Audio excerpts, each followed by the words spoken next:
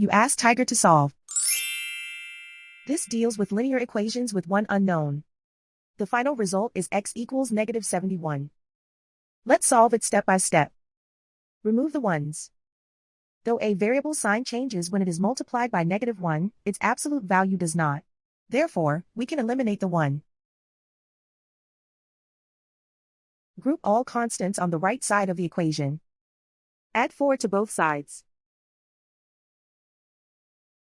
Simplify the arithmetic.